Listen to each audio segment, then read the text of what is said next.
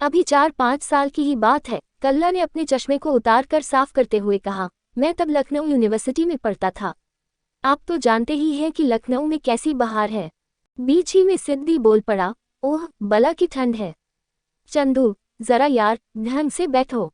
कोई खुदगर्जी की हद है कि सारा कंबल अपने चारों तरफ लपेट बैठे हो। भाई, वाह। अम्मा, तो बिगड़ते क्यों हो? आखिर कोई बात भी हो। मुड़कर चंदू ने कहा, हाँ भाई कल्ला जी। फिर कल्ला ने अपने दुशाले को और अच्छी तरह लपेट लिया। फिर कहा, लखनऊ की जिंदगी के 3 पहलू हैं, एक नवाबों का, दूसरा टुटपुंजियों का और तीसरा गरीबों का। क्या बताएं यार, हमारा समाज ही कुछ। खबरदार, सिद्दी ने जोर से डांट कर कहा, कह दिया है, बको मत। और चंदू ने अपने मटर गश्ती वाले लहजे से कहा, हाँ भाई कैली जी। फिर कल्ला फिर कहने लगा, देखो यार, ये बोलने नहीं देता। चंदू ने सिद्दी की ओर देखकर कहा, खामोश। कल्ला ने कहना शुरू किया, जवानी किस पर नहीं आती, मगर जो उस पर आई वैसी शायद हमने कभी नहीं देखी। मेरे साथ एक लड़का सूरज पढ़ता था। जात का वह कायस्थ था, एक लफंगा। लफंगा से तुम लोग कुछ न समझ लेना। भाई, वक्त ऐसा है कि कॉलेज के लड़के चलते हैं कि उनकी गिनती उस्तादों में हो। नेकटाई, सूट, चमचमाते जूते, कॉलेज में कोई कुछ पहन ले पर बात करने तक का जिसे सलीका नहीं, वह किसी काम का नहीं। सूरज की आंखें सदा लड़कियों की ही खोज में रहती थीं। संयोग की बात है, कल्ला ने आगे कहा, एक लड़की सविता को देखकर सूरज पागल हो गया। सूरज के बाप नहीं थे, माँ नहीं थी। हाँ, गांव में उसे चाचा थे, चाची थीं। उनके बाल बच्चे थे, और सबसे बड़ी एक और बात थी, चाचा जमींदारी का इंतजाम करते थे। सूरज उनका कहना मानने वाला लड़का था, लेकिन कानून की नज़र से चाचा सूरज के चाचा हों या सिकंदर के चाचा हों, जायदाद का वो कुछ नहीं कर सकते थे, क्योंकि वही जायदाद का मालिक था। इस गारंटी के होते हुए सूरज को किस बात की चिंता होती? सविता देखने में जितनी सुंदर थी, उतनी की चतुर भी थी। सबसे बड़ी बात उसमें यह थी कि वह कॉलेज के डिबेटों में खूब हिस्सा लिया करती थी। जब वह बोलना शुरू करती, तो कोई कहता, इसका बाप ही ऐसी बातें नहीं सोच सकता। जरूर कोई उस्ताद है इसके पीछे, जो प्रेम के कारण अपने आप को छिपा कर इसे आगे बढ़ा रहा है, लेकिन इन बातों से होता जाता कुछ नहीं। अगर मान लिया जाए कि वह रट कर ही आती थी, तो रटने की भी एक हद हुआ करती है। आज तक हमने नहीं देखा कि चंद्रकांता संतति के 24 हिस्से किसी की जबान पर रखे हों। वह बोलने में एक भी भूल नहीं करती। उसके ख्याल एकदम आज़ाद थे। विधवा विवाह, तलाक, सहशिक्षा, स्त्री का नौकरी करना, गोया जिंदगी के जिस पहलू में नारी की जो बात है, वह सविता की ही थी। हर बात पर उसके अपने अलग विचार थे। नए विचारों की वह लड़की शाम को लड़कों के साथ घूमने निकलती, पार्टियों में जाती, कविता लिखती। कविता का मजाक शायद आप लोगों को मालूम नहीं। कोई आपकी तरफ आंखें उठाकर देखता तक नहीं तो बस कविता लिखिए। सूरज ने जब सुना कि वह कविता करती है, तब दौड़ा दौड़ा उस्ताद हाशिम के पास गया। उस्ताद ने उसे देखा तो सब कुछ समझ गए। उनके लिए क्या बड़ी बात थी। कॉलेज का लड़का चटकदार कपड़े पहने उनके पास आया है। चेहरा गुन्ना नून है, मतलब आंखों में वो खुशी नहीं, वो उत्साह नहीं, जो जवानी का अपना लक्षण है। तो आखिर इसका क्या कारण है? उस्ताद बिना पूछे ही भांप गए। उस्ताद ने मुस्कुराकर पीठ ठोंकी, कहा, बेटा शाबाश, मगर मैं एक गजल के 12 आने से कम नहीं लेता। हुलिया बताओ, जो टूटा फूटा ख्याल हो, उगल जाओ। आला जबान में तरतीब से सजी हुई वह चीज़ दे दूंगा कि जिसके लिए वह होगी, वह तो रीझेगा ही। इधर उधर बैठे हुए भी 2-4 अपने आप रीझ जाएंगे। 5 रुपए का नोट काफ़ी था। सूरज लौटा तो गुनगुनाते हुए, मुझे खुद ताज्जुब हुआ। 4 बजे गया था, तब एक शरीफ आदमी था। अब सिर्फ 6 बजे है, मगर शायर हो गए हैं। आप शायद पूछेंगे कि सविता तो करती है कविता हिंदी में और सूरज साहब करते हैं शायरी उर्दू में, ऐसा क्यों? तो सुन लीजिए कि कायस्थों में अधिकतर मर्द हिंदी नहीं पढ़ते, औरतें पढ़ती हैं। सविता भी कायस्थ थी। उसके एक छोटी बहन, एक छोटा भाई और एक बड़े भाई थे। भाई लॉ में पढ़ते थे। इरादा था छूटते ही वकालत शुरू करने का। सविता अंधी न थी, उसे सूरज की बातें मालूम हो गई, लेकिन न जाने उसे एकदम टाले दे रही। सूरज सविता को गुजरते देखता तो गजल पढ़ता। जब उसका कोई नतीजा नहीं निकलता तो कहता, खुदा समझे उस कमबख्त हाशिम से। ऐसे हंसकर चली जाती है जैसे हम सिर्फ गजल पढ़ रहे हों। किंतु प्रेम की कोई बात स्थिर नहीं है। उसके अनजाने का बंधन किसी भी वक्त जंग बनकर कठोर से कठोर लोहे को भी चाट जा सकते हैं। दोनों ओर एक सी परिस्थिति है। दोनों ओर एक सी सूनापन है। आप कहें ये बेवकूफ़ी की इंतहा है। मैं कहूँगा असली प्रेम वही है जिसे दुनिया बेवकूफ़ी समझे, क्योंकि बेवकूफ़ वही है। चंदू ने टोककर कहा, हम समझ रहे हैं। कल्ला ने एक बार सिर हिलाकर कहा, समझ रहे हैं, तो बताए क्या हुआ? सिद्धि ने कहा, नहीं, आप ही बताइए। कल्ला मुस्कुराया, कहने लगा, तो हुआ वही जो होना था। यानी? सिद्धि ने चौंक कर पूछा। एक दिन, कल्ला ने कहा, सविता के बड़े भाई मेरे पास आए। कहा, आप सूरज के गहरे दोस्तों में से हैं न? मैंने कहा, जी हाँ, फरमाइए। वह कुछ सोचते हुए बोले, कैसा लड़का है? इसके बाद सोरों के पंडों की तरह मुझे सूरज के 7 पुश्तों के नाम गिनाने पड़े। घर की हालत बतानी पड़ी।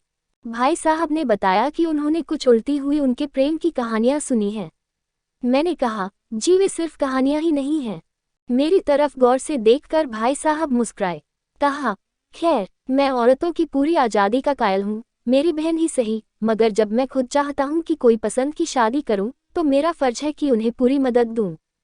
अब मेरी भी सविता से जान पहचान हो गई। हमारी जो मामी हैं, उनके भाई की बहन सविता की भाभी होने वाली थी, मगर अचानक उसके गुजर जाने की वजह से वह शादी न हो सकी। सिद्धि ने जम्हाई लेकर कहा, बड़ा लंबा किस्सा है। लाजिए साहब, कल्ला ने चिढ़कर कहा, शादी हो गई सूरज और सविता की। छोटा हो गया अब। भाई तुम्हारे मुंह में घी शक्कर। चंदू ने सिगरेट पेश करते हुए कहा, सिनेमा का सा लुत्फ आ रहा है। सिद्धि ने कहा, फिर?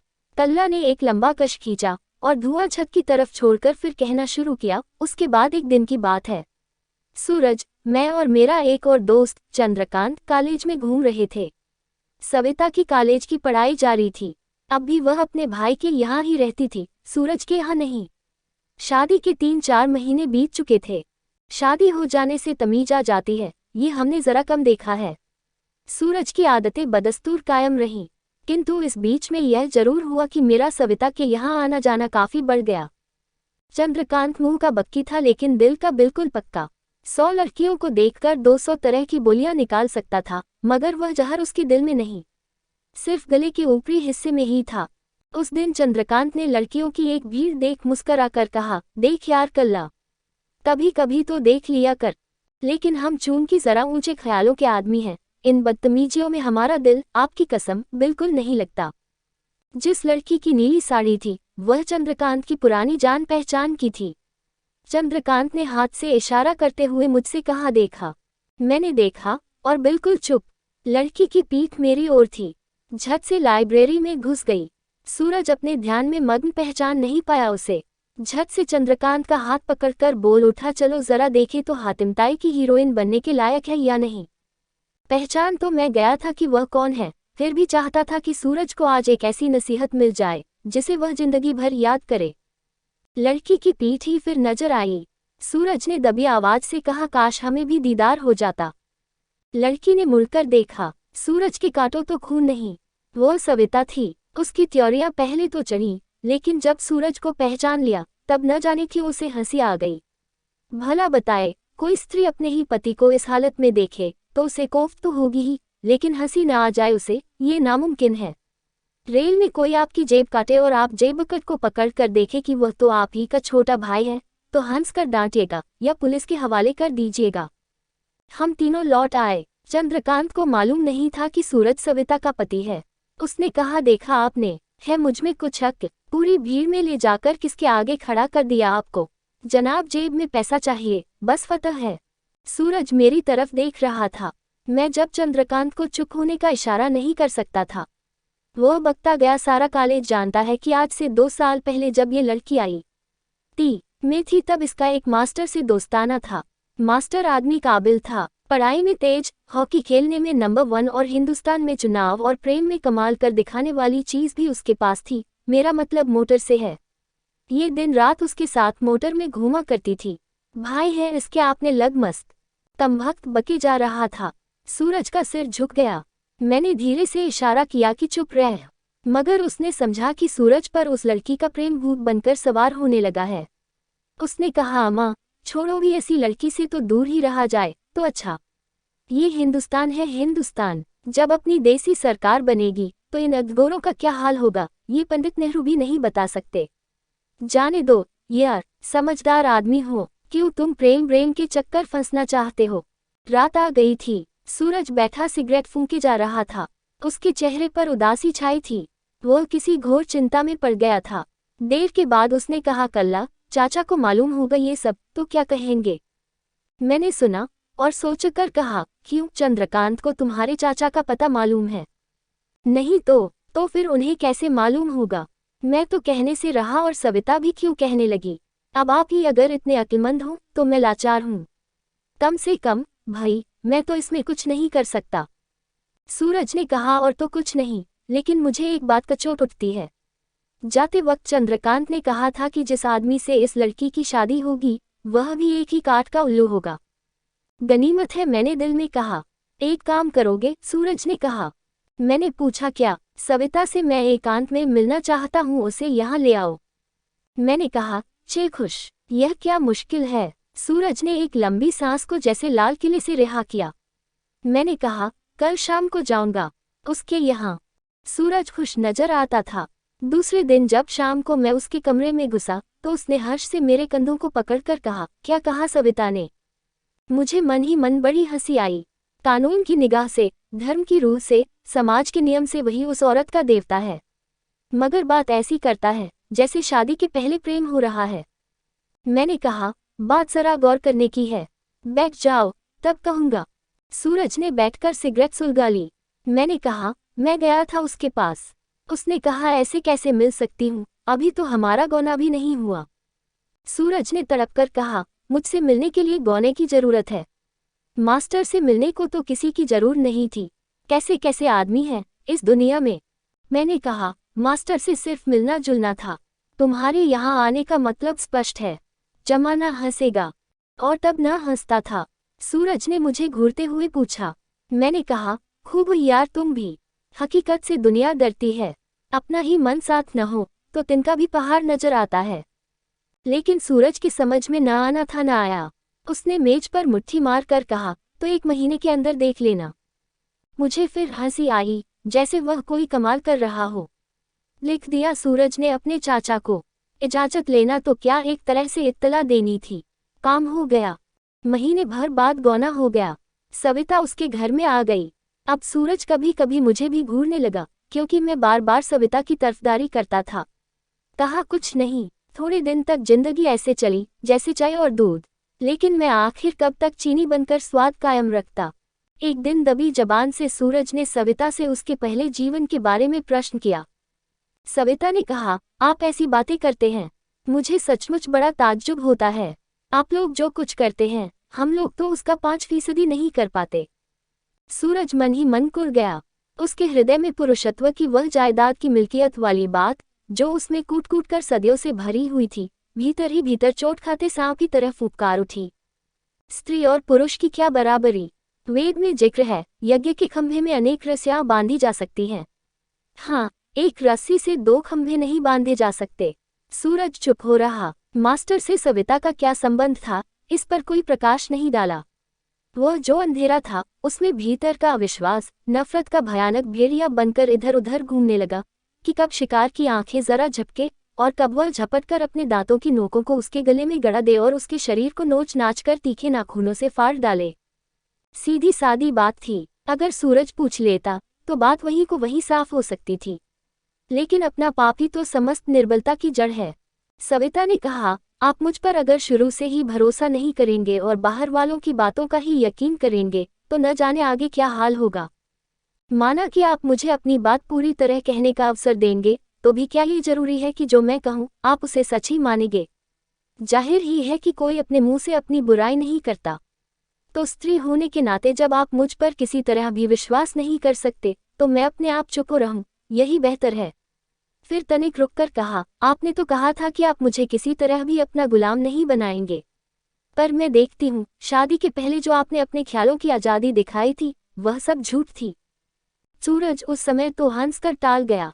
उसी शाम को उसके लिए एक नई रेशमी साड़ी भी लाया। सविता ने पहले तो प्रसन्नता दिखाई, फिर उसने कहा, इस महंगी में इसकी क्या जरूरत थी? तो क्या हो गया? सूरज ने प्रसन्न होकर पूछा। 25 जगह उठना बैठना होता है। सविता ने उदास होकर पूछा, आप मेरे दिन की बातों का बुरा तो नहीं मान गए? सूरज ने आंखें झुका ली। तीर मन पर जाकर गड़ गया था। सविता ने कहा, आप मेरी बातों का बुरा न माना कीजिए। मुझे बचपन से ही ऐसे बक बक करने की आदत पड़ गई है, क्योंकि माँ बाप तो रहे नहीं जो तमीज सिखाते। लेकिन एक बात का मैंने पक्का इरादा कर लिया है, अब काम वही करूंगी जिसमें आप खुश हों। स्त्री के विचार वही होने चाहिए जो उसके पति के होते हैं। आप मुझे माफ कीजिए, कहकर वह रो पड़ी। सूरज ने स्नेह से उसके आंसू पोंछकर कहा, तो रोती क्यों हो? छह। वह चुप हो गई। सूरज ने मुझसे जब ये बातें कहीं तो मैंने कहा, ये है हिंदुस्तानी, इसे कहते हैं हार। क्या मतलब? सूरज ने कहा, कैसी हार? एक जंगल का आजाद परिंदा पिंजरे में पड़कर सोच रहा है कि पिंजरा ही जीवन का सबसे बड़ा स्वर्ग है। सूरज ने मेरी ओर तीक्ष्ण दृष्टि से देखा और कहा, अभी अकेले हो न, जब तुम्हारी बारी आएगी तब देखेंगे। मैंने कोई उत्तर नहीं दिया। बेकार बहस करने से क्या फायदा। मैं चुप हो रहा, पर मुझे ऐसा लगा जैसे अंधेरे चलते चलते किसी को यकबबक ये ख्याल हो जाए कि उसका कोई पीछा कर रहा है और धोखे से बार करके उसे मार देने की राह देखा रहा है। सिद्धि ने चंदू की ओर देखा। दोनों इस समय गंभीर थे। कल्ला ने नई सिगरेट जलाकर फिर कहना शुरू किया, आना जाना पहले की तरह जारी रहा। तुम जानते हो, आदमी का दिल एक चट्टान की तरह है, जिसकी जड़ को शक की लहरें एक बार काटने में कुछ भी सफल हो जाती है तो एक न एक दिन ऐसा आता है जब पूरी की पूरी चट्टान लुढ़क जाती है। कॉलेज में सूरज ने मुझसे कहा, यार आज तो शाम को गोमती में बोटिंग को चलेंगे, वहां से फिर सिनेमा, 4:30 बजे हमारे घर में ही आ जाना। जब मैं उसके घर पहुंचा तो सूरज नहीं लौटा था।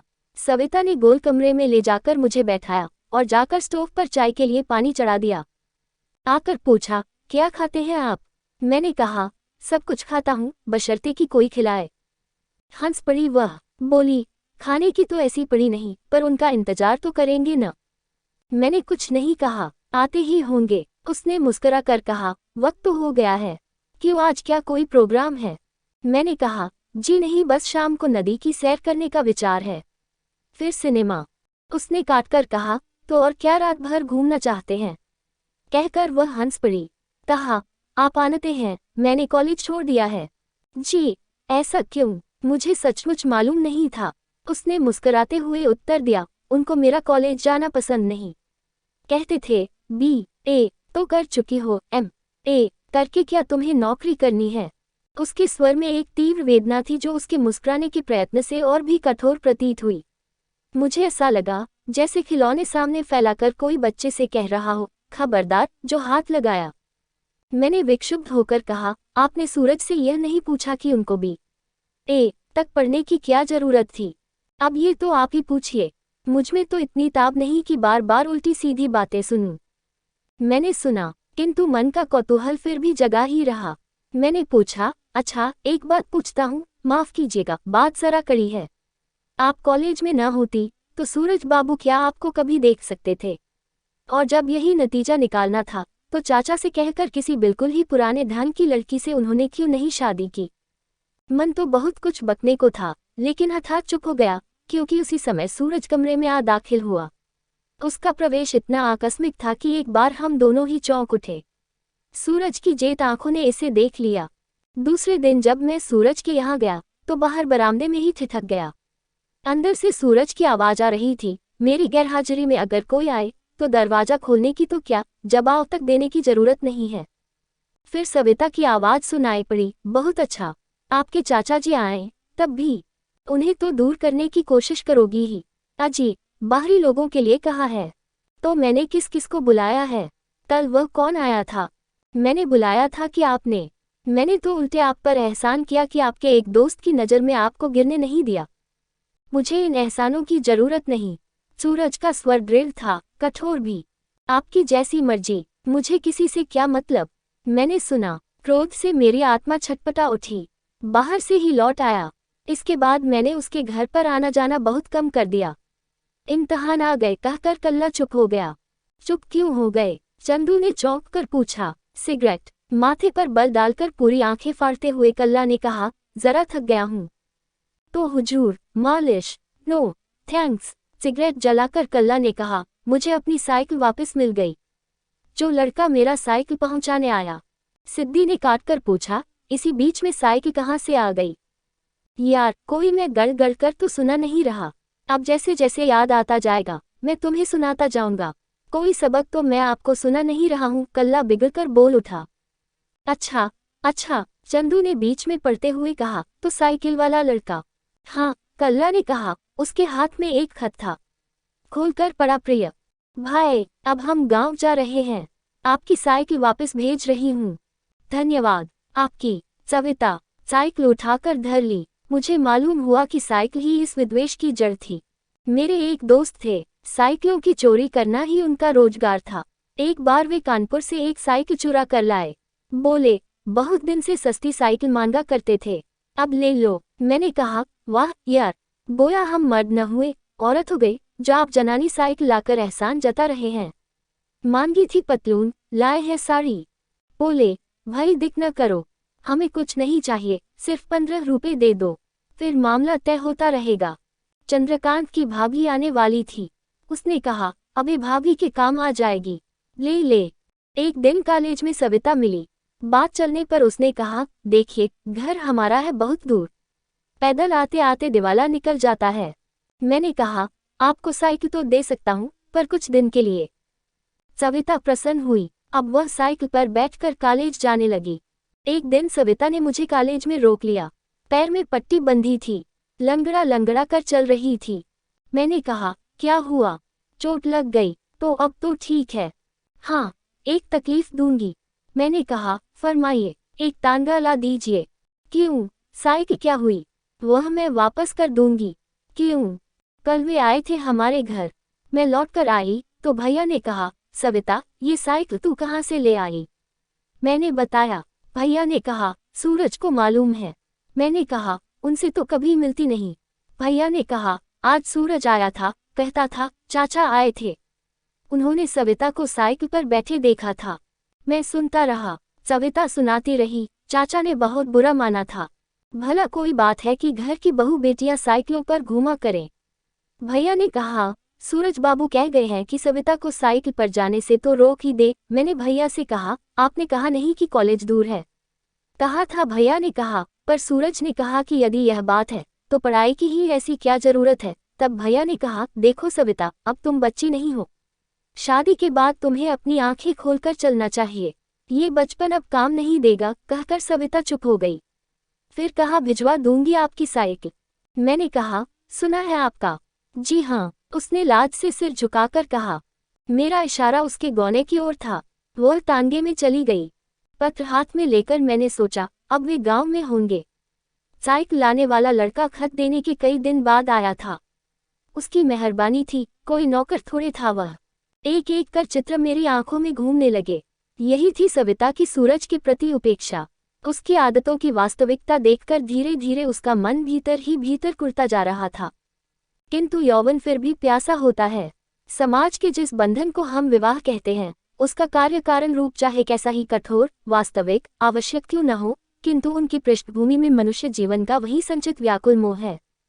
मैं नहीं जानता कि यह कहते हुए मैं कहाँ तक ठीक हूँ कि मनुष्य के समस्त अन्वेषण, उसकी कला, उसके विज्ञान, युद्ध और जो कुछ भी उसकी हलचल है, उसके मूल में वही एक हाहाकार करती तृष्णा है, जिसे वह संवेदना, सहानुभूति और प्रेम की मृग तृष्णा समझ रहा है। सविता का जीवन उस तलवार की तरह था जिसकी धार को कोई काय योद्धा पत्थर पर मारकर तोड़ देना चाहता हो। उसमें इतना साहस नहीं है जो वह उसे उठाकर उससे समाज की घृणित व्यवस्थाओं पर चोट करे और उसके खून से उसकी धार चमका दे। सविता की बहन कभी कभी जब कॉलेज में मिलती तो पूछती कि मुझे दीदी की कोई खबर मिली। मैं कह देता कि जब उसे ही कोई खबर नहीं मिली तो भला मुझे कैसे कुछ ज्ञात हो। अविश्वास की जिस तेज छुरी से सूरज के भय ने सारे संबंधों को जड़ से काटना शुरू किया, वही उसके सुख को काट काट कर लहूलुहान करने लगी। मैं बहुधा सोचता कि क्या उसका जीवन अब सुधर गया होगा। इसके बाद एक शाम को मैं इलाहाबाद में गंगा के किनारे टहल रहा था। सूरज डूब रहा था। लाल लाल किरणें पानी पर उतरकर ललाई फैला रही थीं। हवा में कुछ नमी आ गई थी। एकाएक किसी ने आवाज दी, मिस्टर कल्ला। मैं एकदम चौंक गया। सोचा, यहाँ कौन कमबख्त आ टपका। जान पहचान वालों से मैं उतना ही चकराता हूँ जितना सड़क पर बदतमीजी से भागती हुई भैंस को देखकर। मुड़कर देखा, आंखों को विश्वास नहीं हुआ। सोच सकते हो कौन था वह? सिद्धि और चंदू ने सवालिया जुमला बनी भौहों को उठा दिया। था कौन? वह सविता थी। सविता, दोनों ने आश्चर्य से कहा। जनाब, वो सविता ही थी, तल्ला ने खांसकर कहा। देखकर मेरी आंखें फैलकर रह गई। वह अकेली थी, उसके शरीर पर सादी साड़ी और एक ब्लाउज था। मांग में सिंदूर नहीं था, माथे पर बिंदी जरूर थी, हाथों में चूड़ियां भी थीं। समझ में नहीं आया कि उस फैशन की पुतली में ये सादगी कैसे आ गई। मेरे मुंह से सहसा निकला, सविता देवी, आप यहाँ अकेली? वह हंस दी, कहा, क्यों, आप इलाहाबाद कब आए? जी, मैं तो कल ही रिसर्च के सिलसिले में आया हूँ। सामान कहाँ पड़ा है? होटल में। मेरे यहाँ ठहरने में आपको कोई इतराज तो न होगा? मैंने कहा, आप कहाँ ठहरी हैं? मैं तो यहीं रहती हूँ। इसके बाद हम लोग थोड़ी देर तक टहलते रहे। कुछ रिसर्च के बारे में बातें हुई। मुझे विस्मय हुआ उसकी जानकार की बातें सुनकर। पहले तो उसने कहा कि उसका वह विषय नहीं है और उस पर बात करना उसके लिए एक अंधकार चेष्टा है। पर सच कहता हूँ, उसकी बातें सुनकर मेरी रूह कांप गई। मैं अपने खास विषय पर उस सफाई से बात नहीं कर सकता जिस पर सविता सिर्फ अंधकार चेष्टा मात्र कर रही थी। फिर सोचा, अच्छा ही है कि सविता का यह विषय ही नहीं, वरना मुझे 7 जन्म में भी डॉक्टर बनना नसीब नहीं होता। अंधियारी घिरने लगी। सविता ने कहा, तो चलिए अब आपके होटल चले, वहां से आपका सामान लेकर चलेंगे। मैंने कहा, कहाँ चलिएगा? घर, उसने हंसकर कहा। हंसिए नहीं, कुल एक कमरा है, उसे घर कह लीजिए, बंगला कह लीजिए, मेरे लिए काफी है। छोटी बहन को लिखा था आने को, लिखा है उसने कि 1 हफ्ते के भीतर ही आ जाएगी। मैंने तो भैया से भी कहा था कि प्रैक्टिस का खबत छोड़ दे और आकर यही नौकरी कर लें। चलिए न। मैं लाचार हो गया। हम लोग चलने लगे। सविता ने कहा, एक वक्त था जब घर की हालत बहुत अच्छी थी, मगर अब हालत ठीक नहीं रही। मैं सोच में पड़ गया। पारिवारिक जीवन की जो झंझटें अधेड़ औरतों को हुआ करती हैं, वे आज सविता को खाई जा रही थी। कल वह एक लड़की थी, लजाया करती थी, आज उसकी बातों में एक बुजुर्गी थी, एक स्थिरता थी। जब हम होटल पहुंचे तो काफी ठंडी हवा चलने लगी थी। आसमान में कुछ बादल भी इकट्ठे होने लगे थे। एक तांगे में सामान रखा, हम दोनों बैठ गए। सविता ने घर का रास्ता तांगे वाले को समझा दिया और फिर मुझसे बातें करने लगी। अब कि उसने मेरे विवाह के पहलू पर बात शुरू कर दी। उसकी बातों में कोई सिलसिला नहीं था। उसके मन में जैसे इतना कौतूहल था, इतनी संवेदना थी कि वह मेरे विषय में सब कुछ जान लेना चाहती थी। घर पहुंचकर उसने बत्ती जला दी और खाने का इंतजाम करने लगी। चूल्हे पर कुछ चढ़ाकर जब वह बाहर आई तो उसमें और हिंदुस्तानी घरों की औरतों में कोई फर्क न था। कल वह शायद इन औरतों से नफरत करती थी। मैं बैठा बैठा सिगरेट पीता रहा। सविता ने कहा, कहाँ सोएगा? बरामदा तो है नहीं, छत पर तो शायद रात को आप भीग जाएंगे। आप क्या कमरे में ही सोते हैं? जी नहीं, जब गर्मी होती है तो ऊपर सो रहती हूँ। चटाई बिछाए और बिस्तर लगा दिया। फिर रुककर बोली, सच आपसे मिलने की बड़ी इच्छा थी।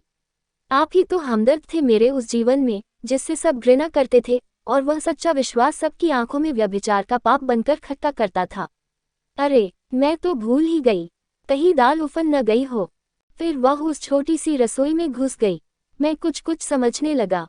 उसके बाद जब वह लौटी तो मेरे सामने थाली धर दी। फिर अपने लिए खाने का सामान लगा लाई। हम दोनों खाने लगे। खाते खाते हठात उसने पूछा, कैसा खाना बनाती हूँ? मैंने कहा, अच्छा तो है। धीरे से उसने कहा, वे लोग कहते थे कि मैं खाना बनाना भी नहीं जानती हूँ। वे हूँ। मेरे कानों में सुई की तरह चुभ गई। मैंने कहा, कौन कहते थे? वे कहते थे, उसने कहा, मैं तो मेम हूँ। बेवकूफ, वे क्या जाने कि मेम भी अपने कायदे से अपना खाना बनाना जानती हैं। फिर क्या खाना अच्छा बनाना औरतों के लिए जरूरी है? मेरे मुंह से निकला, फिलहाल तो है ही, वैसे बना लेना काफी है। उस्ताद तो खाना बनाने में औरत कभी नहीं रही। पाक तो 2 ही प्रसिद्ध हैं, भीम पाक और नल पाक, और दोनों ही पुरुष थे।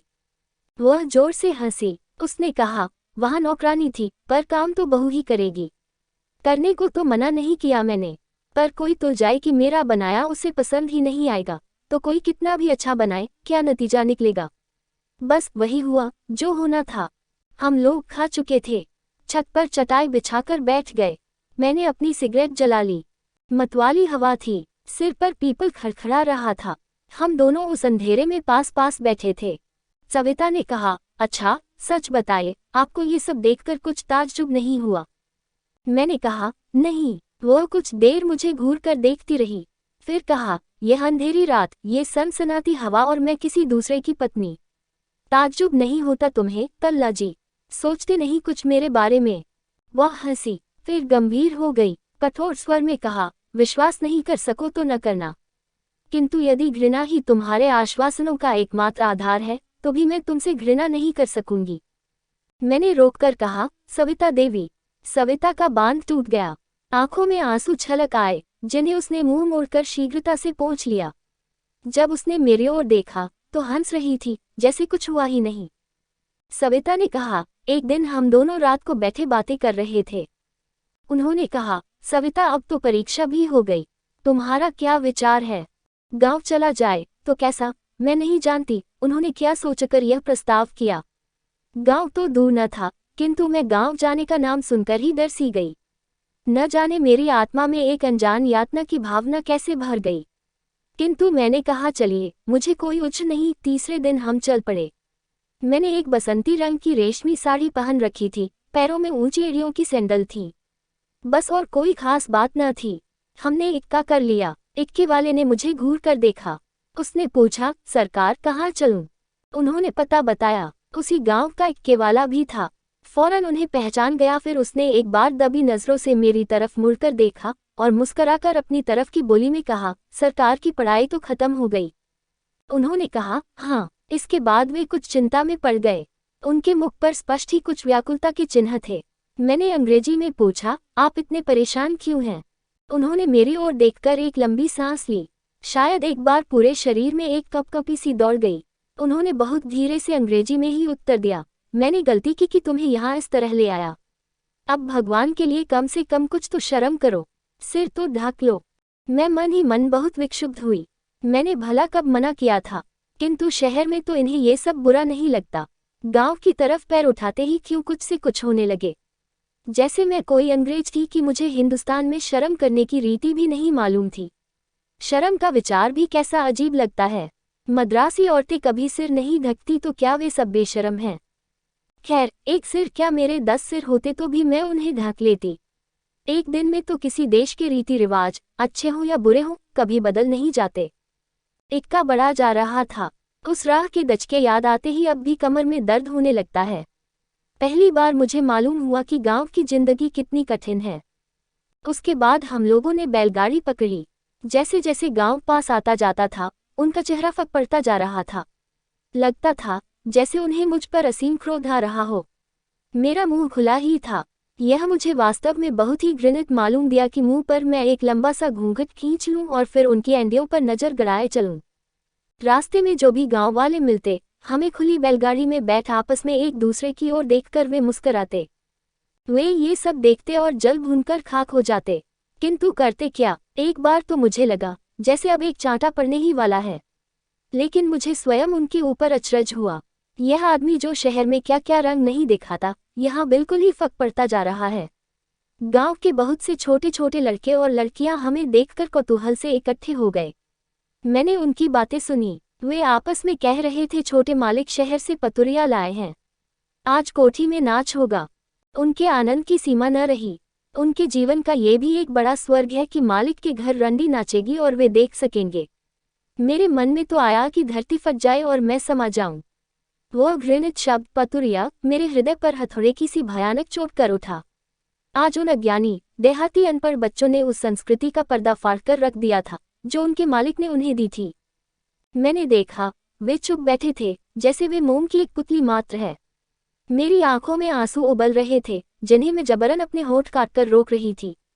और बच्चों की खुशी का वह कठोर शब्द पतुरिया मेरे सारे जीवन की संचित पुण्य और अभिलाषाओं के साथ एक भीषण बलात्कार कर रहा था। शहर में कोई यदि मुझसे यही बातें कहता तो मैं उसकी आंखें नोच लेती, किंतु वहां मैं कुछ भी नहीं कर सकी। वास्तव में ये 16वीं सदी के स्थिर अंधकार का 20वीं सदी की चलती किरण पर हमला था। दिन भर मुझे लंबा घूंघट खींचकर रहना पड़ता था, किंतु मैंने कभी कुछ नहीं कहा। घर में उनकी चाची, उनकी बुआ, बुआ की बहन की लड़कियां और एक बूढ़ी मामी थी। उन बूढ़ियों को जैसे एक नया शिकार मिल गया था। जब कभी वे मुझे मिलते, मैं कहती, शहर चलिए, यहाँ तो मन नहीं लगता। तो वे कहते, कुछ दिन तो रहना ही होगा, सदा तो यहाँ रहना नहीं। फिर इतनी घबराती क्यों हो? थोड़े दिन ऐसे ही रह लो। गांव में अंधेरा हुआ नहीं कि बस ब्लैकआउट हो गया। जहां लोग पढ़ना लिखना नहीं जानते, जहां लोग दिन में इतनी कड़ी शारीरिक मेहनत करते हैं कि रात को कोशिश करके भी नहीं जाग सकते, वहां रोशनी जले भी तो किस लिए। वहां तो बस आदमी ने प्रकृति से इतना संघर्ष किया है कि सिर पर एक छप्पर छा लिया है और कुछ नहीं। घर की बगल में अपना ही एक छोटा मकान था। उसमें उन्होंने लगभग 3-4 साल पहले एक पुस्तकालय खोला था। उसमें सैकड़ों पुराने उपन्यास भरे हुए थे। दैनिक पत्र भी आता था। सुबह चाची जी मुझे उठने से पहले उठा देती। मैं तब झाड़ू बाड़ू लगा देती ताकि जब लोग उठें तो मुझे उनके सामने ही काम करने की नौबत न आए। फिर मैं खाना बनाने में जुट आती थी। सबको खिलाते पिलाते प्रायः 3 बज जाते। फिर शाम को खाना बनाने की तैयारी होती। रात को जब सब खा चुकते तब प्रायः 9 बज जाते। उसके बाद पैर दबाने की रस्म के लिए तैयार रहना पड़ता। जितनी स्त्रियां थीं, सभी के पैर दबाने पड़ते। आप ही बताए, किसके पैर में दर्द नहीं होगा जब कोई आदमी पैर दबाने को खुद ब खुद पहुंच जाए। 11:30 बजे रात को मैं एक दिन उपन्यास लेकर लालटेन जला छत पर बैठ गई। दूसरे ही दिन चाची ने कहा, बहू तुम रात तक पढ़ती हो। लोग बाग कहते हैं कि सिर खोले ही बहू छत पर बैठती है। ये तो भले आदमियों के घर के कायदे नहीं। रात को देर तक पढ़ोगी तो सुबह उठने में भी देर हो जाया करेगी। मैं खून का घूंट पीकर रह गई। रात को मेरा बिस्तर भी उसी छत पर लगाया जाता था जिस पर और औरतें सोया करती थीं। यह मैं मानती हूँ कि कभी कभी मैं पढ़ने के कारण देर तक जागती रहती और उठने में देर हो जाती। कभी कभी रात को मैं इतनी थक जाती कि फिर किसी के पैर वैर दबाने नहीं जाती। इस पर एक हंगामा उठ खड़ा होता, बहू क्या हुई, आफत का परकाला हो गई। भला कोई बात है, ये कायदा है। मैंने जब इधर उधर ध्यान देना छोड़ दिया, रात को पढ़ने के बाद इतनी थकावट आ जाती कि जाकर बिस्तर पर एकदम बेहोश हो जाती और किसी बात का ध्यान ही नहीं रहता। जब 2-4 दिन ऐसे ही बीत गए तो अचानक एक रात उनके सिर में दर्द होने लगा। मैं मरहम लेकर गई, किंतु ये दर्द कैसा था वह मुझसे छिपा नहीं रहा। दर्द की भी कोई हद होती है। रोज रात हुई नहीं कि उनका दर्द शुरू हो गया और मुझे उसी तरह वहीं रह जाना पड़ता। हम दोनों को दूसरी छत पास होने के कारण कोई स्वतंत्रता नहीं थी। डॉक्टर कहते हैं इंसान को जवानी में कम से कम 6 घंटे सोना चाहिए, किंतु मेरी रात 3 घंटे की हो गई थी। उस थकान के कारण मुझ में एक प्रकार का चिड़चिड़ापन पैदा हो गया। एक रात उन्होंने कहा, तो तुम पढ़ती क्यों हो? मैंने कोई उत्तर नहीं दिया। उन्होंने कहा, भारतीय नारी सहनशक्ति की एक प्रतिमूर्ति समझी जाती है। मैंने ऐसी रटी हुई बहुत सी बातें सुनी थी। कहा, आप मुझे शहर में ही रखें तो अच्छा हो। उन्होंने देर तक सोचा, फिर कहा, शहर तो चलना ही है, लेकिन जिस गांव के कारण शहर है उसमें भी तो रहना होगा। मैं फिर चुप हो गई। देर के बाद मैंने कहा, आप बुरा न माने तो एक बात कहूं। उन्होंने कहा, कहो। मैंने कहा, गांव की यह जिंदगी आपको जैसी भी लगे, मुझे तो अच्छी नहीं लगती। इससे तो यह अच्छा हो कि आप अपने पैरों पर खड़े होकर कमाएं, खुद खाएं और मुझे भी खिलाएं। गरीबों का खून चूसकर अपने स्वार्थों को कायम रखने के लिए उन्हें धोखा देकर अपने जीवन का आदर्श खो देना मुझे तो अच्छा नहीं लगता। वे चौंक उठे। उन्होंने कहा, तुम्हारी हर बात में कुछ नफरत है। प्रत्येक स्त्री तकलीफों के होते भी अपने पति से अवश्य मिलना चाहती है। तुम हो कि किस्से कहानियां पढ़कर सो जाती हो, तुम्हें कभी मेरी चिंता भी नहीं हुई। इसी से सिर दर्द के बहाने तुम्हें बुलाना पड़ता है। फिर एक लंबी सांस खींचकर कहा, तुम्हें न जाने क्या हो गया है। मुझे हंसी आ गई। मैंने मजाक में कहा, आपसे नफरत भी करूंगी तो क्या हो जाएगा? आप फिर मेरे पति न रहकर कुछ और हो जाएंगे क्या? उन्होंने मुझे घूर कर देखा और कहा, तो तुम समझती हो कि तुम फंस गई हो, अर्थात तुम मुझे प्यार नहीं करती। मैं बड़े चक्कर में पड़ी। किसी से कोई कैसे कहे मैं तुम्हें प्यार करता हूँ। सच, मेरा तो मुंह नहीं खुलता। एकदम बड़ी लाज सी मालूम देती है। मैंने कोई उत्तर न देकर एकदम चुप्पी साध ली। उन्हें जमींदारी की शान के विरुद्ध कही हुई बात अच्छी नहीं लगी। कहने लगे, खानदान की इज्जत को कायम रखना पहला फर्ज है सविता। मैंने कहा, लेकिन अब तो सवाल ही दूसरा है। कल तक आप दूसरों को पिटवाने में अपनी शान समझते थे, आज वह बर्बरता बढ़ गई है। आप स्वतंत्रता के आदर्श को लेकर चले थे और यहाँ रीति रिवाजों की खूनी धारा में सब कुछ बहाते चले जा रहे हैं। खानदान की इज्जत क्या इसी में है कि आप इसी तरह बेकार पड़े रहें, दूसरों के पसीने की कमाई खाया करें? क्या आप रस्मों को खानदान की इज्जत कह पाल रहे हैं? आप उसी गंवारपन में विश्वास करते हैं? वे घूरते रहे। कहा, तुम्हारी बातें कैसी रटी हुई सी लगती हैं। यहाँ कोई डिबेट हो रहा है क्या? मैंने कहा, आप इतनी बड़ी बात को हंसकर टाल रहे हैं। आप में मुझे यकीन हो गया है, साहस की कमी है। उन्होंने कहा, धीरे धीरे बात करो सविता, कोई सुन लेगा। मुझे बहुत ही बुरा लगा। उन्होंने कहा, अच्छा मान लो तुम्हारे पीछे सबको छोड़ दूं। मैंने कहा, ऐसा आप सपने में भी ख्याल न करें। अगर आपने ऐसा सोचा है तो आपने बड़ी भारी गलती की है। मैं अपने लिए नहीं कहती, मैं उस विचार स्वातंत्र्य और आदर्श का विचार करके कहती हूँ जिसके आप पहले स्वयं कायल थे। घर छोड़ने को तो मैंने नहीं कहा, मैंने सिर्फ कहा कि पुराने धर्रे की झूठी रस्मों को छोड़कर हम और आप वही करें जो आज तक कहा है। उन्होंने कहा, ऐसा नहीं हो सकता सविता, भले ही तुम आदर्शों की दुहाई दिए जाओ, लेकिन जो कुछ होगा उसे देखकर लोग समझेंगे कि एक औरत की बातें सुनकर घर छोड़ चला गया कपूत, और यह मैं कभी बर्दाश्त नहीं कर सकूंगा। एक बार मेरा रक्त क्रोध से खौल उठा। कितना भारी काया था वह व्यक्ति जो अपने जीवन की सारी झूठ का सहारा ले अपनी प्यास बुझाने के लिए मुझसे प्रेम की आड़ में विलास चाह रहा था। सुबह की सफेदी झलमलाहट पर मुर्गी की गूंजती हुई बांग सुनाई दी। मैं उठ गई क्योंकि मेरे झाड़ू लगाने की बेला आ गई थी। मैंने एक बार करुण आंखों से उनकी ओर देखा, किंतु वे झपकी ले रहे थे। मैं उठ गई, वे सो गए। उस दिन मेरा शरीर थकाने से चूर चूर हो रहा था। काम तो करना ही था।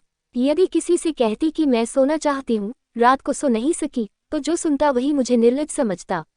लज्जा और संकोच ने मेरी जीभ को तालू से सटा दिया और मैं बराबर काम करती रही। दोपहर को जब मैं कमरे में बैठी थी, मुंशी जी पुस्तकालय बंद कर चाबी देने भीतर आए। उस समय वहां कोई और नहीं था। मुंशी जी मुझे देखकर ऐसे घबरा गए जैसे कमरे में कोई सांप पड़ा हो। मैंने कहा, चाबी मुझे दे जाए, और कल का अखबार आपने क्यों नहीं भेजा? मुंशी जी ने लजाते हुए सिर नीचे करके जवाब दिया, भिजवा दूंगा। वे चले गए। इसी समय मैंने उनकी बुआ की बहन की बेटी का कर्कश स्वर सुना, आय हाय, देखो तो कैसी लपलप जीभ चला रही है, जरा भी तो हया शर्म हो। मैं एकाएक काम उठी, उत्तर दिया बूढ़ी मामी ने, अच्छा किया दुल्हन, बहुत अच्छा किया। मुंशी जी को देखकर तेरी चाची या सास तक घूंघट खींचकर चुप हो जाती है। एक नहीं उनके अनेक बच्चे हो चुके हैं, तेरे एक आध तो हो जाता। एक तीसरी आवाज सुनाई दी, अजी हटो मामी जी, कोई बात है। उल्टे मुंशी जी शर्मा रहे थे, और दुल्हन रानी है कि मुंह तक नहीं ढका गया। छह, ये भी कोई बात है? बुआ की भांजी ने कहा, पढ़ी लिखी है जी, तुम तो हो गंवार, शहरों का यही रिवाज है। पराए मर्द से जब तक हंस हंस कर बातें कर न ले तब तक खाना कैसे हजम हो। जाने बेचारी कितने दिन के बाद आज यह मौका पा सकी है। इसी समय चाची आई, उन्होंने भी सुना, तुरंत आ गई मेरे कमरे में। हाथ मटका कर कहा, हाय दुल्हन, ये तूने क्या? झाड़ू न लगी न सही, पैर न दबाए तूने बड़ी बूढ़ियों के, तेरी बात मेरे ईमान पर। हमने कभी तुझे कहा हो तो हमारी जबान में कीड़े पड़ जाएं, मगर यह क्या है कि पढ़ाई लिखाई ने तेरी चुटिया के नीचे से अक्ल ही साफ कर दी। वे क्रोध से हौंफ रही थीं। मैं चुप बैठी रही, जैसे मैं जीवित नहीं। मुझे मालूम हो रहा था कि जो कीड़े मेरी नसों में खून बनकर भाग रहे थे वे अब धीरे धीरे जमने लगे थे, मरने लगे थे, और अब वे सब मर जाएंगे और उन्हीं के साथ मैं भी मर जाऊंगी। मेरे मुख पर पीलापन छा गया, हाथ पांव कांपने लगे। उस कठोर लांछन से मुझे प्रतीत हुआ कि वास्तव में अब जिंदा तो हूं ही नहीं, लेकिन ये लोग हैं कि मेरी लाश पर थूकने से भी बाज नहीं आते। चाची ने फिर कहा, मामी जी दुहाई है तुम्हें, इस घर में आज तक कभी ऐसा नहीं हुआ। आज तक किसी ने इस घर की औरतों की शक्ल देखना तो क्या, ये भी नहीं जाना कि उनकी आवाज कैसी है। क्या कहेंगे गांव के लोग सुनकर? जब जमींदार के घर ही से धर्म उठ जाएगा तब लोगों के घर में क्या रहेगा? हमने सोचा था अभी लड़की है, सब ठीक हो जाएगा, लेकिन मामी जी, जिसके मुंह खून लगा हो उसकी पानी से प्यास बुझेगी। मैं जोर से रो उठी। मैंने चिल्लाकर कहा, किसका खून लगा है मेरे मुंह? किस काम से इनकार किया है मैंने जो आप मुझ पर दोष लगा रही हैं? ओहो, चाची चिल्ला उठी, दुल्हन रानी पर दोष लगा दिया मैंने? दुश्मन तो मैं हूं ही, इसी से दुश्मनी निकालने के लिए ही तो मैंने सूरज की मां के मरने पर उसे पाल पोस कर इतना बड़ा किया था। मामी जी ने डांट कर मुझसे कहा, अरे बेहया, क्या करूं, समझ में नहीं आता। जमाना बदल गया है, वरना पुराने वक्तों में इतनी कहने पर सारे दांत झाड़ दिए जाते। मर्द नहीं रहे बेटी, वरना मजाल है कि औरत आंख से ऊ कर जाए। बुआ ने कहा, सूरज ने सिर चढ़ाया है इसे, जूती सिर पर धरेगा तो धूल लगेगी ही। हम तो जानते ही थे शहर की लड़कियों के गुण क्या किसी से छिपे हैं। देखो न उस लच्छमन को, जात का नीच ही है, मगर राजी नहीं हुआ कि शहर की लड़की आ जाए उसके घर में बहू बनकर। अरे, जो नीच जातों ने नहीं किया वह तुमने किया। मेरे राम, इस घर को अब क्यों भूलते जा रहे हो। और सचमुच शाम तक खबर गांव भर में फैल गई। मैं कमरे में छिपकर बैठी रही, समझ में नहीं आता था कि क्या करूं। खाना बनाने गई तो मुझे सबने लौटा दिया, ये कहकर कि जहां मैं आबरू बेचकर सुख नहीं भोगने हैं। मैं लौट आई, चारों ओर अंधेरा ही अंधेरा नजर आता था। एक ही आशा थी कि कम से कम वे तो मुझे अपराधी न समझेंगे, कम से कम वे तो मेरी रक्षा करेंगे। दिन बीत चला, मेरी किसी से सुधि तक नहीं ली, किसी ने खाने तक को नहीं पूछा। रात को जब वे आए तो शिकायतों का ढेर लग गया। ईंटों की बनी हुई दीवारें शायद नहीं रहीं, क्योंकि बातों के तीर उन्हें छेद छेद कर मेरे अंतस्तल में बार बार गड़ने लगे। और मुझे दर्द से चिल्लाने का तो क्या, कराहने तक का अधिकार नहीं था। चाची ने कहा, सूरज, इसे तू शहर ही ले जा बेटा, इसमें घर गृहस्थी में बहू बनकर रहने का सलीका नहीं है बिल्कुल। मामी जी ने भीतर से चिल्ला कर कहा, जाने कौन जात को जात उठा लाया है, अच्छा जमाना आया है। क्या बात है आखिर, उन्होंने घबराकर पूछा, और जैसे ये कुछ हुआ ही नहीं। चाची ने ताना मारकर कहा, तो क्या राह में गाने बजाने की जरूरत थी। भैया सूरज, हम तो कुछ कहते नहीं, पर खानदान में अपने चाचा के बाद बस तू ही सबका मालिक है। हमने तो तुझे अपना बेटा मानकर ही पाला है, चाहे तो रख चाहे छोड़ दे, हमारा क्या है, रो लेंगे, मगर तेरी तो गद बन जाएगी।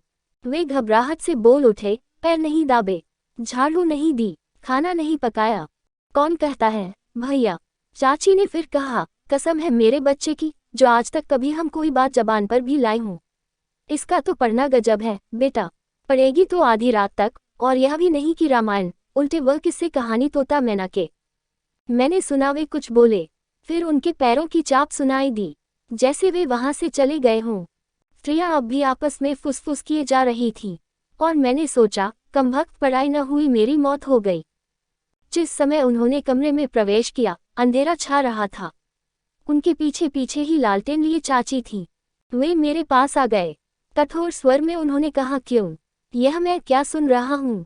मैंने उत्तर नहीं दिया। चाची ने कहा, ओहो, अब इतनी लाज हो गई कि बोल गले से निकलने के पहले 100 गचके खा रहा है। मैंने क्रोध से सिर उठाया, मेरी आंखों से आंसू सूख गए। मैंने चिल्लाकर कहा, क्या किया है मैंने, जो तुम सब मेरा खून पी जाना चाहती हो। क्यों नहीं मुझे गला घोंटकर मार डालते। उन्होंने मुझसे फिर कहा, मुझे जवाब दो, मैं जानना चाहता हूँ, आज न सही कल, मैं इस घर का मालिक हूँ, मेरे ऊपर खानदान की इज्जत का सवाल है। क्या जरूरत थी तुम्हें मुंशी जी से बात करने की, समझा नहीं दिया था मैंने तुम्हें, या अकेली तुम ही एक शहर की पत्नी हो। मैं तो हमेशा से गांव ही में रहा हूँ। चाची कमरे से बाहर चली गईं, लालटेन वहीं छोड़ गईं। मैंने देखा, वे क्रोध से व्याकुल होकर कांप रहे थे। उन्होंने कहा, अब तक मैं तुम्हारी बात को तरह देता आया हूँ। शुरू में तुम्हारे 25 किस्से सुने, पर सुनकर पी गया, और कोई होता तो मार मार कर खाल उधेड़ दी होती। मैंने कहा कि थोड़े दिन की बात है, फिर शहर लौट चलेंगे, वहां तो मैं तुम्हें मटर गश्ती करने से कभी नहीं रोकता। फिर वे 2 दिन तुमसे नहीं कट सकते।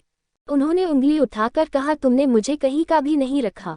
आज तुमने यह नहीं सोचा कि तुम क्या कर रही हो, कभी देखा था आज तक घर के किसी और औरत को उनसे बातें करते। मैंने दृढ़ होकर कहा, लेकिन वे कमरे में घुस आए थे उस वक्त और कोई न था। वे मेरी तरफ देख रहे थे। देखेंगे नहीं, उन्होंने कहा, तुम मुंह खुला रखोगी तो वे जरूर देखेंगे। आज तक किसी और घर की बूढ़ी तक ने उनके सामने अपना मुंह खुला रखा है। तुमने वह बात की है जो हम में से किसी के भी बस की नहीं रही। घर घर चर्चा हो रही है। उन्होंने कहा, बोलो, जवाब क्यों नहीं देती। मैंने कहा, तुम पागल हो गए हो, तुम कुछ भी सोच नहीं सकते। दुरंगी जिंदगी बिताने वाले ढोंगी। पुस्तकालय से सिर्फ अखबार मंगवाया था मैंने, क्योंकि इस नरक में सिवाय पढ़ने के मुझे और कुछ अच्छा नहीं लगता। तुम मुझसे उसे भी छीन लेना चाहते हो। मुझसे नहीं हो सकती यह गुलामी। मैं तुम्हारी बुआ, मामी, चाची की तरह परगवार नहीं हूँ, जो अपने आप को तुम्हारी जूतियों की खाक समझती रहूं। मेरी बात पूरी भी न हो पाई थी कि मेरी पीठ, हाथ और पांव पर सरासर बेद पड़ने लगे। मैं नहीं जानती कि मैं रोई क्यों नहीं।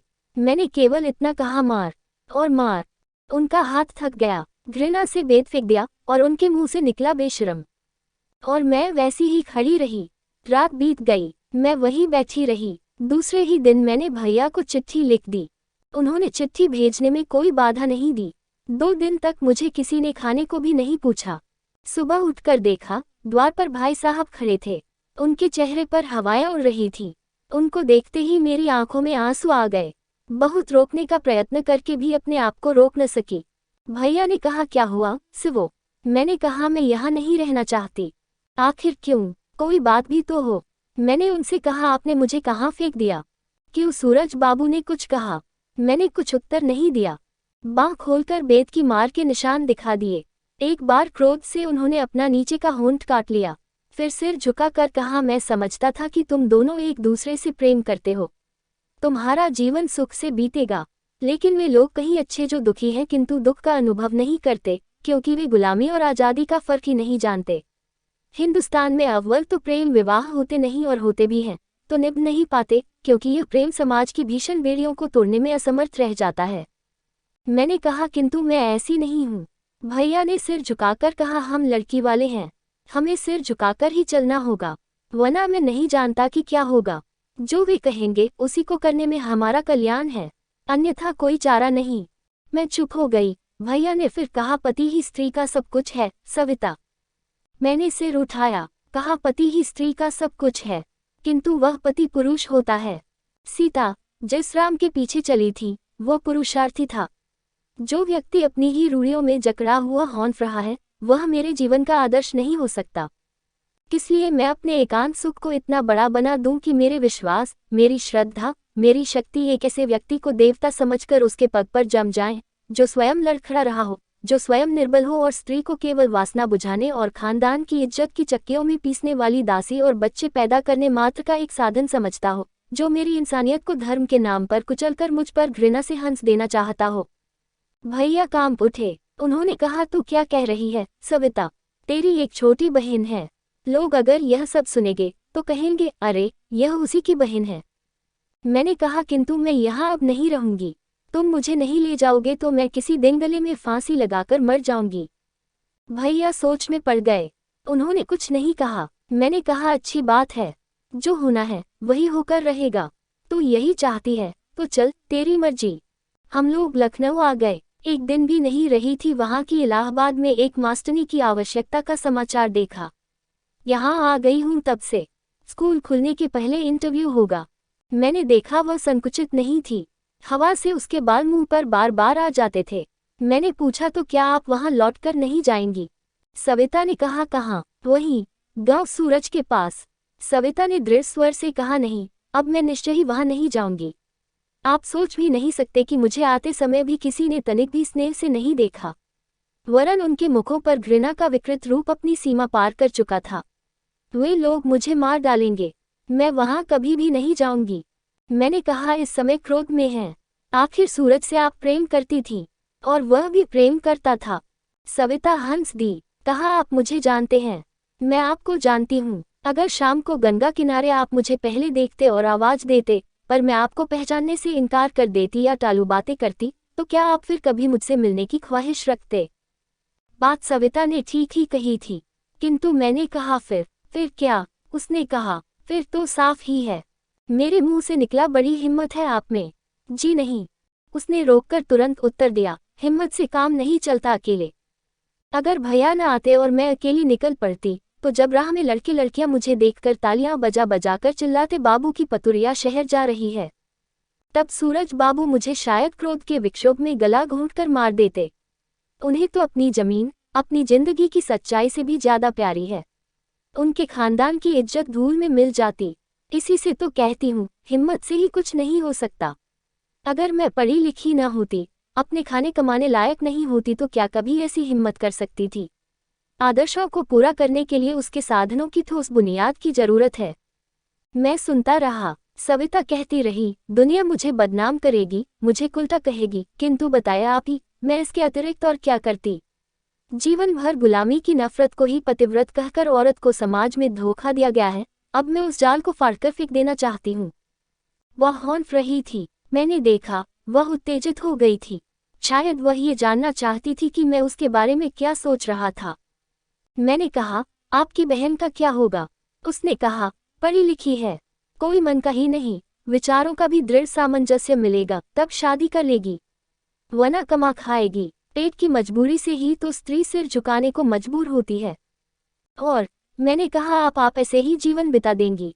वह क्षण भर सोचती रही, फिर कह उठी, नहीं, मैं उनके पीछे अपना जीवन बर्बाद नहीं करूंगी, क्योंकि वे मुझसे छूटते ही फिर दूसरा ब्याह कर लेंगे। और मनुष्य उसी स्मृति के पीछे अपने सुखों का त्याग करता है जिसे वह सुखदायक और पवित्र समझता है। तो आप विवाह कर लेंगी? उसने मेरी ओर घूर कर देखा, फिर हंसी। कहा, मैं तो सच अपने को अयोग्य नहीं समझती। समाज में क्या एक व्यक्ति भी ऐसा न खोज सकूंगी जिसमें आत्मा का थोड़ा भी सत्य हो, साहस शेष हो। सभी तो एकदम निर्जीव कायर नहीं होते। समाज मुझसे भले ही घृणा करे, किंतु मैं तो मनुष्य से घृणा नहीं करती जो अकेली बने रहने की तपस्या का बोझ अपने कंधों पर रखकर छटपटाऊं और उस यातना को आदर्श बनाकर सत्ता स्वार्थियों को एक और मौका दूं कि वे अपने पापों पर धूल उछलकर उसे ढांक दें और अपनी अच्छाइयों की झूठी झलक को सबके ऊपर ला धरे। और मैंने देखा, वह शांत थी, कोई डर नहीं था उसे, कोई शंका नहीं थी उसके मुख पर। आज मैंने देखा कि स्त्री भी पुरुष की तरह आत्मसम्मान की आग में तपकर आजादी मांग रही थी और सारे संसार का अंधकार भरा पाप उस पर घृणा से लांछन लगा रहा था, उसे बर्बाद कर देना चाहता था, पर वह अधिक खड़ी थी। कल्ला चुप हो गया। सिद्धि और चंदू ने भारी पलकों को उठाया। रात बहुत बीत गई थी। सिद्धि ने कंबल को और अच्छी तरह लपेट लिया। तीनों इस समय गंभीर थे। कल्ला के मुख पर एक शक्ति दमक रही थी, क्योंकि उसने उस नारी की जीवित मानवता की हुंकार सुनी थी। उसने नारी का ये विक्षोभ देखा था जिसके सामने परवशता की चिता धू धू जल रही थी।